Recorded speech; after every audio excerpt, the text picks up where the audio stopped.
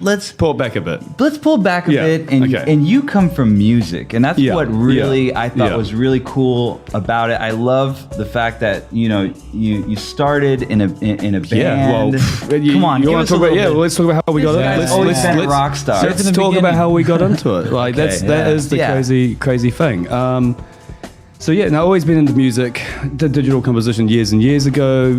Bachelor Recording Arts. Did a bit of radio DJing and voiceover work as well. Nice. 106.7 Call FM. I would. Wow, well practiced. Gloria Jean's Coffee. Nice. And kind of all this kind of cheesy Hello. shit. Yeah. So tuning in. but yeah, like always music, always art. As I like to say, when art meets science, and so that's been my thing. Did fine arts.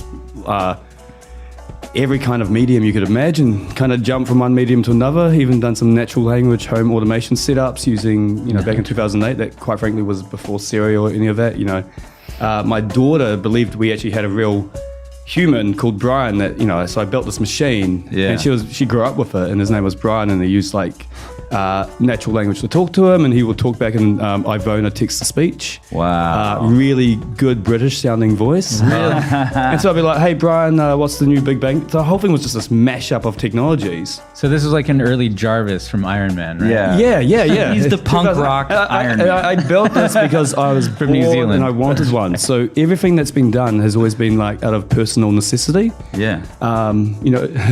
What is it? Something is the mother of all invention. Necessity is the mother of all invention. So, right. Thomas Edison. Yeah.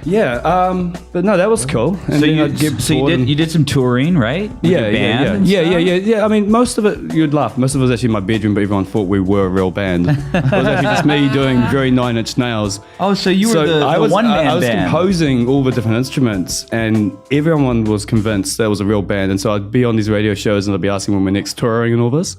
And so then I thought, fuck it, I've been doing this for 10 years in my bedroom. Let's make a real band. And so I taught myself how to play drums and sing at the same time. Oh man, Phil Collins style. Awesome. Nice. So we did that for a little while. We didn't really do many big gigs. It was definitely better composed on the computer than it was in real life. I can That's so bad. Oh my god, yeah. I just think of the gorilla every time you guys say that.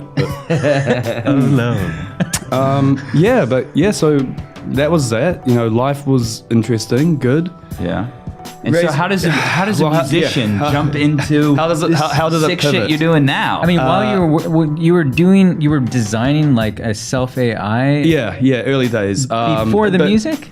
No, during the music. Okay, I tinker with stuff. So and then somehow. Do you think it's the music hardware that makes you jump into it, right? It's all node based. It's all node based. It's all signal processing. Right. It's all putting nodes together to get your desired result. For sure. And so if you think in modular fashions and you have a fundamental understanding of every module, you don't necessarily need to write the module itself, but you know what modules connect. It's called When Ideas Have Sex, which was one of the first TED Talks I ever watched. When ideas have sex.